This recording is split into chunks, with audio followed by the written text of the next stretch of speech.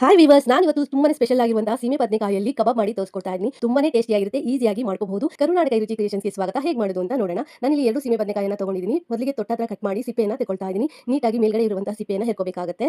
ವೆಜಿಟೇರಿಯನ್ಸ್ಗೆ ಏನಾದರೂ ಸ್ನಾಕ್ಸ್ ಮಾಡ್ಕೊಂಡು ತಿನ್ನಬೇಕು ಅಂದಾಗ ಈ ರೀತಿಯ ತರಕಾರಿ ಕಬಾಬ್ಗಳನ್ನ ಮಾಡ್ಕೊಂಡು ತಿನ್ಬಹುದು. ತುಂಬಾನೇ ಟೇಸ್ಟಿ ಆಗಿರುತ್ತೆ. ಸಿಪ್ಪೆಯನ್ನು ನಾವು ಈ ರೀತಿಯಾಗಿ ನೀಟಾಗಿ ತೆಕ್ಕೋಬೇಕಾಗುತ್ತೆ. ತೆಕ್ಕೊಂಡ ನಂತರ ಮಧ್ಯಭಾಗಕ್ಕೆ ಕಟ್ ಮಾಡಿ ಒಳಗಡೆ ಇರುವಂತಹ ಬೀಜನ ನಾವು ರಿಮೂವ್ ಮಾಡ್ಕೋಬೇಕಾಗುತ್ತೆ. ಆ ಬೀಜನ ನೀಟಾಗಿ ತೆಕ್ಕೊಳ್ಳಿ. ಹಾಗೆ ಸಿಪ್ಪೆನೂ ಸಹ ಸ್ವಲ್ಪನೂ ಇರದೇ ಇರೋ ರೀತಿಯಲ್ಲಿ ನಾವು ತೆಕ್ಕೋಬೇಕಾಗುತ್ತೆ. ಸೀಮೆ ಬದನೆಕಾಯಿಯಲ್ಲಿ ಹೇಗೆ ಪಕೋಡ ಮಾಡೋದು ಅಂತ ಆಲ್ರೆಡಿ ನಾನು ಶೇರ್ ಮಾಡ್ಕೊಂಡಿದ್ದೀನಿ. ಆ ವಿಡಿಯೋ ನೋಡಿಲ್ಲ ಅಂದ್ರೆ ನೋಡಿ, ಎಂಡ್ ಸ್ಕ್ರೀನ್ ಅಲ್ಲಿ ಹಾಕಿರ್ತೀನಿ.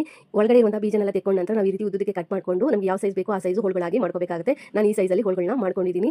ಸೊ ನಿಮಗೆ ಎಷ್ಟು ದಪ್ಪ ಬೇಕೋ ಅಷ್ಟು ದಪ್ಪಕ್ಕೆ ನೀವು ಇಲ್ಲಿ ಕಟ್ ಮಾಡ್ಕೋಬಹುದು ಅಥವಾ ಉದ್ದಕ್ಕೂ ಸಹ ಕಟ್ ಮಾಡ್ಕೋಬಹುದು. ಕಟ್ ಮಾಡ್ಕೊಂಡಿರೋದನ್ನ ನಾನು ನೀರಿಗೆ ಸೇರಿಸ್ಕೊಳ್ತಾ ಇದ್ದೀನಿ. ಹೊಸದಾಗಿ ಯಾರೆಲ್ಲ ನಮ್ಮ ಚಾನಲ್ ನೋಡ್ತಾ ಇದ್ದಾರೆ, ನಮ್ಮ ಚಾನಲ್ನ ಸಬ್ಸ್ಕ್ರೈಬ್ ಮಾಡ್ಕೊಂಡು ನೋಡಿ. ವಿಡಿಯೋ ಏನಾದರೂ ಇಷ್ಟ ಆಯಿತು ಅಂದ್ರೆ ಒಂದು ಲೈಕ್ ಕೊಡಿ. ಹಾಗೆ ನಿಮ್ಮ ಫ್ಯಾಮಿಲಿ ಫ್ರೆಂಡ್ಸ್ಗೂ ಸಹ ವಿಡಿಯೋನ ಶೇರ್ ಮಾಡ್ಕೊಳ್ಳಿ. ನಾನು ಇಲ್ಲಿ ಸೀಮೆ ಬದನೆಕಾಯಿನ ಕಟ್ ಮಾಡಿ ನೀರೊಳಗಡೆ ಸೇರಿಸಿಟ್ಕೊಂಡಿದ್ದೀನಿ. ಆಲ್ರೆಡಿ ನೀರನ್ನ ಕಾಯಲಿಕ್ಕೆ ಇಟ್ಕೊಂಡಿದ್ದೆ. ನೀರು ಕುದಿಲಿಕ್ಕೆ ಶುರುವಾದಾಗ ಹೆಚ್ಚಿಟ್ಕೊಂಡಿರುವಂತಹ ಸೀಮೆ ಬದನೆಕಾಯಿ ಹೋಲ್ಗಳನ್ನ ಸೇರಿಸ್ಕೊಳ್ತಾ ಇದ್ದೀನಿ. 50% ನಾವು ಬೇಯಿಸ್ಕೊಂಡ್ರೆ ಸಾಕಾಗುತ್ತೆ. ತುಂಬಾ ಬೇಯಿಸ್ಕೋಬೇಕಂತ ಇಲ್ಲ, ಸ್ವಲ್ಪ ಗಟ್ಟಿಗೆ ಇರಬೇಕು.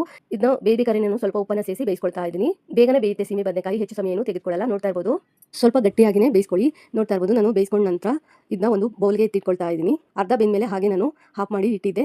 ಒಂದು 10 ನಿಮಿಷ ಆದಮೇಲೆ ತೆಗೆದ್ಬಿಟ್ಟು ಒಂದು ಬೌಲ್ಗೆ ಸರ್ವ್ ಮಾಡ್ಕೊಳ್ತಾ ಇದ್ದೀನಿ. ಈ ರೀತಿ ಬೇಯಿಸಿ ಇಟ್ಕೋಬೇಕು. ಈ ಥರ ಕೈಯಲ್ಲಿ ಅಥವಾ ಚಾಕುನಲ್ಲಿ ಚುಚ್ಚಿ ನೋಡಿದಾಗ ಸ್ವಲ್ಪ ಒಳಗಡೆ ಹೋಗೋ ಥರ ಇರಬೇಕು. ಸ್ವಲ್ಪ ಸೊ ಬೆಂದಿದ್ರೆ ಸಾಕು. ಸ್ವಲ್ಪ ಗಟ್ಟಿಯಾಗಿ ಬೇಯಿಸ್ಕೊಳ್ಳಿ. ನಂತರ ನಾನು ಇಲ್ಲಿ 1 ಚಮಚ ಶುಂಠಿ ಬೆಳ್ಳುಳ್ಳಿ ಪೇಸ್ಟು, ಹಾಗೆ ಇಲ್ಲಿ ನಾನು ಕಬಾಬ್ ಮಸಾಲೆನ ಯೂಸ್ ಮಾಡ್ತಾ ಇದ್ದೀನಿ. ನಿಮಗೆ ಕಬಾಬ್ ಮಸಾಲ ಪೌಡರ್ ಯೂಸ್ ಮಾಡೋದಕ್ಕೆ ಇಷ್ಟ ಇಲ್ಲ ಅಂತ ಅಂದರೆ ಕಾರ್ನ್ ಫ್ಲೋರು ಮತ್ತು ಮೈದಾನ ಸೇರಿಸ್ಕೋಬಹುದು. ನಾನಿಲ್ಲಿ ಕಬಾಬ್ ಮಸಾಲ ಪೌಡರ್ನ ಮೊದಲಿಗೆ 1 ಪ್ಯಾಕೆಟ್ನ ಸೇರಿಸ್ಕೊಂಡಿದ್ದೀನಿ. ನಂತರ ಇನ್ನೊಂದು ಪ್ಯಾಕೆಟ್ನ ಸೇರಿಸ್ಕೊಳ್ತಾ ಇದ್ದೀನಿ. ಟೋಟಲ್ ಆಗಿ ಇಲ್ಲಿ 2 ಪ್ಯಾಕೆಟ್ನ ಯೂಸ್ ಮಾಡಿದ್ದೀನಿ. 2 ಸೀಮೆ ಬದನೆಕಾಯಿಗೆ 2 ಪ್ಯಾಕೆಟ್ ಕಬಾಬ್ ಮಸಾಲ ಪೌಡರ್ನ ನಾನಿಲ್ಲಿ ಯೂಸ್ ಮಾಡಿಕೊಂಡು ಚೆನ್ನಾಗಿ ಮಿಕ್ಸ್ ಮಾಡ್ಕೊಳ್ತಾ ಇದ್ದೀನಿ. ನಿಮ್ಮ ಹತ್ರ ಕಬಾಬ್ ಮಸಾಲ ಪೌಡರ್ ಪ್ಯಾಕೆಟ್ ಇಲ್ಲ ಅಂದರೆ ಕಾರ್ನ್ ಫ್ಲೋರು ಮತ್ತು ಮೈದಾನ ಯೂಸ್ ಮಾಡ್ಕೊಳ್ಳಿ. ಹಾಗೆ ಖಾರಕ್ಕೆ ಖಾರದ ಪುಡಿಯನ್ನು ಯೂಸ್ ಮಾಡ್ಕೊಳ್ಳಿ. ನಂತರ ಚೆನ್ನಾಗಿ ಮಿಕ್ಸ್ ಮಾಡ್ಕೊಂಡ ನಂತರ 1.5 ಚಮಚ ಆಗುವಷ್ಟು ಕಡಲೆ ಹಿಟ್ಟು, ಹಾಗೆ 1 ಚಮಚ ಕಾರ್ನ್ ಫ್ಲೋರು, ನಾನಿಲ್ಲಿ 2 ಚಮಚ ಆಗುವಷ್ಟು ನಿಂಬೆಹಣ್ಣಿನ ರಸನ ಸೇರಿಸ್ಕೊಳ್ತಾ ಇದ್ದೀನಿ. ಸೇರಿಸ್ಬಿಟ್ಟು ನಾನಿಲ್ಲಿ ಚೆನ್ನಾಗಿ ಮಿಕ್ಸ್ ಮಾಡ್ಕೊಳ್ತಾ ಇದ್ದೀನಿ. ವಿನಿಗರ್ ಅಥವಾ ನಿಂಬೆಹಣ್ಣಿನ ರಸನ ನೀವು ಇಲ್ಲಿ ಸೇರಿಸ್ಕೋಬಹುದು. ನೀಟಾಗಿ ಮಿಕ್ಸ್ ಮಾಡ್ಕೊಳ್ಳಿ. ಎಲ್ಲ ಸೀಮೆ ಬದನೆಕಾಯಿ ಹೋಳುಗಳಿಗೆ ಮಸಾಲೆ ಅನ್ನೋದು ಚೆನ್ನಾಗಿ ಹಿಡಿಬೇಕು. ಆ ರೀತಿಯಲ್ಲಿ ನೀವು ಮಿಕ್ಸ್ ಮಾಡಿ ಒಂದು ತಟ್ಟೆಯನ್ನು ಮುಚ್ಚಿ ಒಂದು ಅರ್ಧ ಗಂಟೆ ನೀವು ಮ್ಯಾರಿನೇಟ್ ಮಾಡಬೇಕಾಗುತ್ತೆ. ಲಾಸ್ಟಲ್ಲಿ 1 ಚಮಚ ಎಣ್ಣೆಯನ್ನು ಸೇರಿಸಿ ನಾನಿಲ್ಲಿ ಮಿಕ್ಸ್ ಮಾಡ್ಕೊಳ್ತಾ ಇದ್ದೀನಿ. ಸ್ವಲ್ಪ ಬಿಸಿಯಾಗಿರುವಂಥ ಎಣ್ಣೆಯನ್ನು ಸೇರಿಸಿ ಚೆನ್ನಾಗಿ ಮಿಕ್ಸ್ ಮಾಡಿ ಎತ್ತಿಟ್ಬಿಡಿ.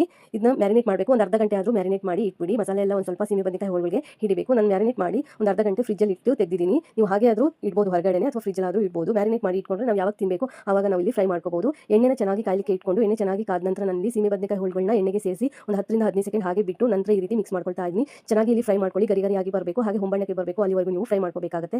ಮೀಡಿಯಂ ಟು ಹೈ ಫ್ಲೇಮಲ್ಲಿ ಇಟ್ಕೊಂಡು ನೀವು ಇಲ್ಲಿ ಫ್ರೈ ಮಾಡ್ಕೋಬಹುದು. ಯಾಕಂದರೆ ನಾವು ಸೀಮೆ ಬದನೆಕಾಯಿ ಬೇಯಿಸಿರೋದ್ರಿಂದ ಜಾಸ್ತಿ ಹೊತ್ತು ಫ್ರೈ ಮಾಡಬೇಕಂತ ಏನೂ ಇಲ್ಲ. ಸೊ ಮೇಲ್ಗಡೆ ಲೇಯರು ಚೆನ್ನಾಗಿ ಫ್ರೈ ಆದರೆ ಸಾಕಾಗುತ್ತೆ. ನಾನು ಉಪ್ಪನ್ನು ಸೇರಿಸಲಿಕ್ಕೆ ಹೋಗಿಲ್ಲ.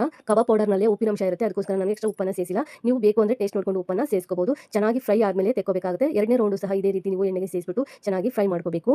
ಕಬಾಬ್ ಪೌಡರ್ನಲ್ಲೂ ಉಪ್ಪಿನಂಶ ಇರುತ್ತೆ, ಹಾಗೆ ನಾವು ಸೀಮೆ ಬದನೆಕಾಯಿಯನ್ನು ಸಹ ಉಪ್ಪು ಹಾಕಿ ಬೇಯಿಸ್ಕೊಂಡಿರೋದ್ರಿಂದ ನಾವು ಉಪ್ಪು ಹಾಕೋ ಅವಶ್ಯಕತೆ ಇರಲ್ಲ. ನೋಡಿಕೊಂಡು ನೀವು ಉಪ್ಪನ್ನು ಸೇರಿಸ್ಕೊಳ್ಳಿ. ಹಾಗೆ ಸ್ವಲ್ಪ ಮಸಾಲೆ ಸ್ವಲ್ಪ ಉಳಿದಿತ್ತಲ್ಲ, ಅದನ್ನ ಮೆಣಸಿನಕಾಯಲ್ಲಿ ಸೇರಿಸ್ಬಿಟ್ಟು ನಾನಿಲ್ಲಿ ಫ್ರೈ ಮಾಡ್ಕೊಳ್ತಾ ಇದ್ದೀನಿ. ಈ ರೀತಿ ಚೆನ್ನಾಗಿ ಫ್ರೈ ಮಾಡಿ ಎತ್ತಿಟ್ಕೊಳ್ಳಿ. ತುಂಬಾನೇ ರುಚಿಕರವಾಗಿರುವ ಗರಿ ಗರಿ ಆಗಿರುವಂತಹ ಸೀಮೆ ಬದನೆಕಾಯಿ ಕಬಾಬ್ ರೆಡಿ ಆಗಿದೆ. ಒಳಗಡೆ ಸಾಫ್ಟ್ ಆಗಿರುತ್ತೆ, ಮೇಲ್ಗಡೆ